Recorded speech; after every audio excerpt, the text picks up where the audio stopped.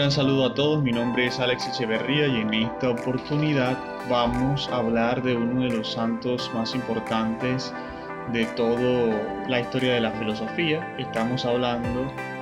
de San Buenaventura, filósofo y teólogo del siglo XIII, quien tiene una importancia capital en la historia de la escolástica y que junto con Tomás de Aquino son dos de los representantes más altos de la escolástica de su tiempo.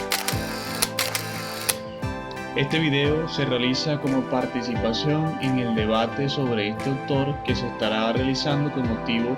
de discutir la historia de la filosofía medieval.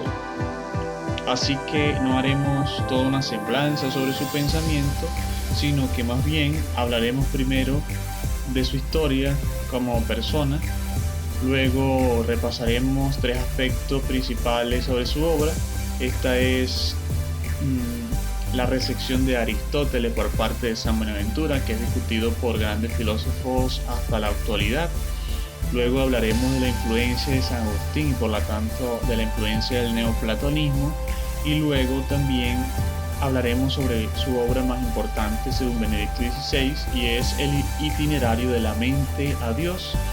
que se escribe a través de 6 reflexiones y en un lenguaje que luego pasaremos a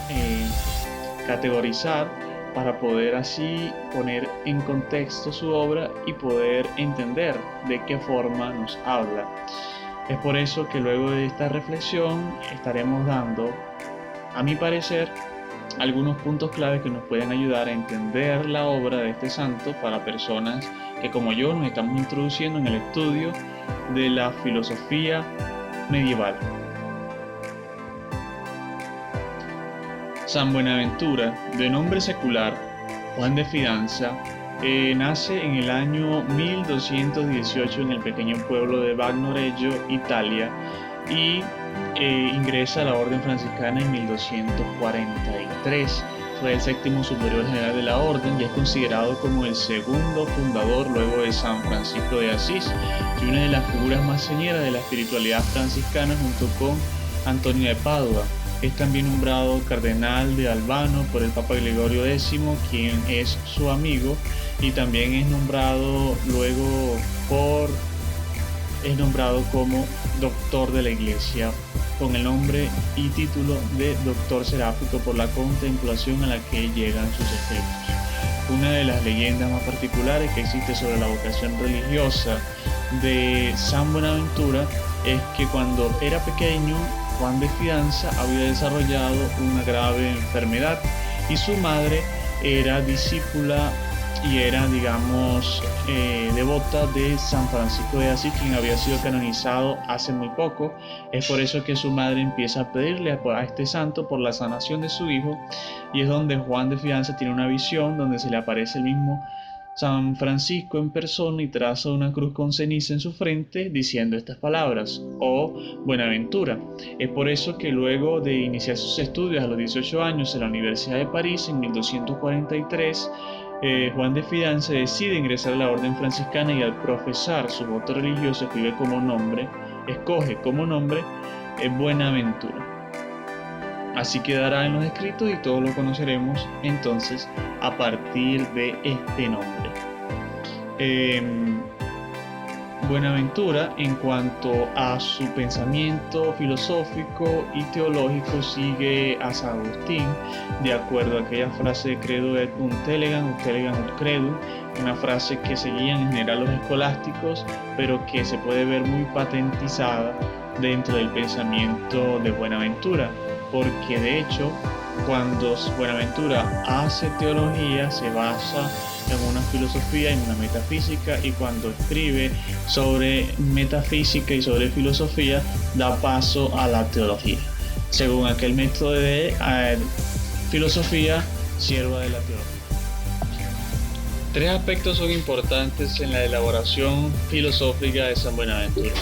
El primero es el conocimiento o la filosofía como dimensión interior, es decir, como conocimiento que verdaderamente nos debe llevar a un conocer por el alma.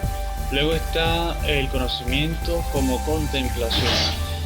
San Buenaventura contrasta con los filósofos de su tiempo, sobre todo con tesis que mantenían tesis demasiado aristotelizantes,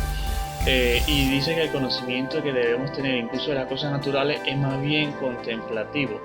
Este también se supone un conocimiento natural de lo cristiano, es decir, que Cristo era la unión de toda la ciencia y que por medio del método cristiano o porque por medio de Cristo se podía tener conocimiento completo de todas las verdades. Y el último es la elaboración trinitaria de San Buenaventura, que también es muy importante siguiendo a San Agustín. Y esta elaboración trinitaria de San Buenaventura va a dar como aporte la huella de Dios en la creación, es decir, que las cosas creadas manifestarían como un vestigio al Creador. Repasaremos ahora tres aspectos del pensamiento de San Buenaventura que son importantes a la hora de realizar el debate. El primero es la recepción de Aristóteles por parte de San Buenaventura. El segundo, la influencia del neoplatonismo en su pensamiento. Y en el tercero, el significado de la obra de Itinerario de la mente a Dios, que es escrita por el santo. Con respecto a la recepción de Aristóteles por San Buenaventura, hay que tener en cuenta las condiciones y el contexto histórico en el que nos encontramos en el siglo XIII respecto a Aristóteles. Hay que darse cuenta que que los escritos aristotélicos más importantes nos llegaron a partir de la tradición islámica, cuando grandes escritores como Averroes traducen algunas frases y algunos textos a su idioma, y a partir de este pensamiento averroísta es el que luego se traduce y se va a las universidades del mundo latino, del mundo cristiano, y es allí donde empieza a conocerse el pensamiento de Tairita. Es por eso que luego de algunas malinterpretaciones sobre los escritos de Aristóteles, la Iglesia termina condenando algunas tesis aristotelizantes. Luego de esto, San Buenaventura escribe, y parece, según Benedicto XVI, que grandes escritos al final de su vida, ya que muestran una cierta madurez de San Buenaventura, son el hecho patente de la propuesta contraaristotélica de San Buenaventura. Sin embargo, hay personas que definen estas tres posturas. En el primer caso, San Buenaventura sería una versión distinta a la versión de Santo Tomás, pero al final una versión del pensamiento aristotélico cristiano. En el segundo caso, que es el pensamiento de Benedicto XVI, San Buenaventura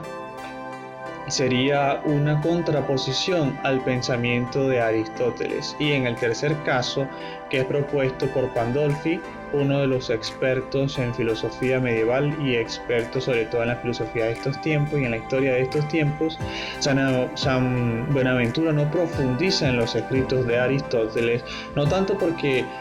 sea contra aristotélico o porque esté a favor de Aristóteles, sino porque en general el santo de Fidanza no conoce a fondo el pensamiento de Aristóteles. Es por eso que las citas que